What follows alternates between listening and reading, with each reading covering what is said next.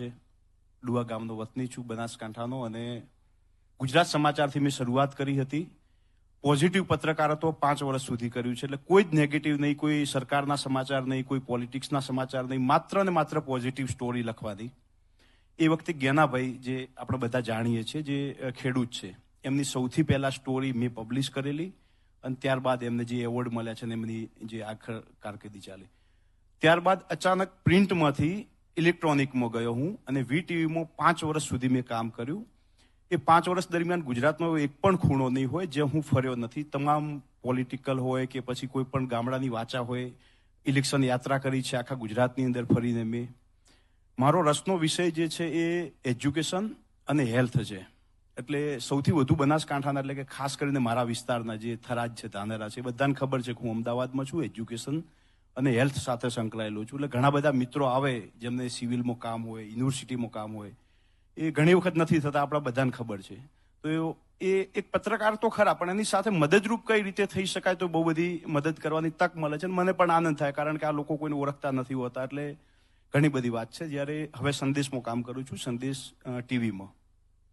સ્ટોરીની જો વાત કરીએ તો મેં એવી એક પણ ફિલ્ડની સ્ટોરી નહીં હોય કે જે ઇન્વેસ્ટિગેશન નહીં કરી હોય. એમ પછી પોલીસની હોય, ડ્રગ્સ, જે આપણે આજે છેલ્લા 2-3 વર્ષથી સાંભળીએ છીએ કે ભાઈ પોર્ટ પરથી ડ્રગ્સ પકડાયું કે વોટેવર.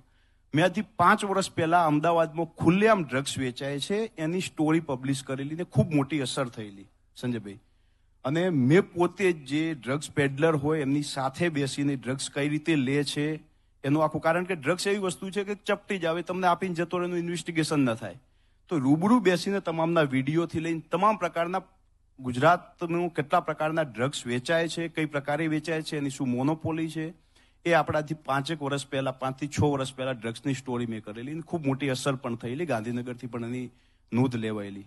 એટલે આ રીતે કામ કરતા હોય છે. ડ્રગ્સ સિવાય પોલીસની હોય વાત, એજ્યુકેશનમાં ઘણી બધી એવી સ્ટોરીઓ કરી છે. RTE જે છે એમાં અમીર ઘરના દીકરાઓ કઈ રીતે ગરીબ બનીને RTEમાં એડમિશન લેતા હોય છે.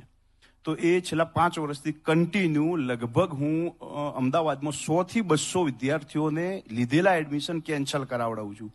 કારણ કે ગરીબના જે હક છે એના ઉપર ત્રાપ મારે, કરોડપતિ હોય છતાં પણ અમદાવાદની ઉદ્ગમ સ્કૂલ છે, આનંદ નિકેતન સ્કૂલ છે, કે એવી જે સ્કૂલ જેમાં તમે ડોનેશન આપો તો એ પ્રવેશ ના મળે, પણ RTEની અંદર 25% સરકારનો કોટા છે, એટલે ફરજિયાત એડમિશન આપવું જ પડે. વાલી અમીર હોય, ખોટા દાખલા ઇઝીલી બની જતા હોય છે. હું સ્પેશિયલી એવા લોકોનું ઇન્વેસ્ટિગેશન કરું છું, એમનું RTI કઢાવું છું, એમના ઘેર જઉં છું, એમની સવલતો શું છે એ ટીવીમાં છેલ્લા 5 વર્ષથી નિયમિત કરું છું. અને એ લોકોના એડમિશન છેલ્લા 5 વર્ષથી લગભગ 100 થી 200 વિદ્યાર્થીઓના એડમિશન રદ થાય છે. એટલે સ્વાભાવિક છે કે કોઈક ને કોઈક ગરીબને તો મળે જ છે.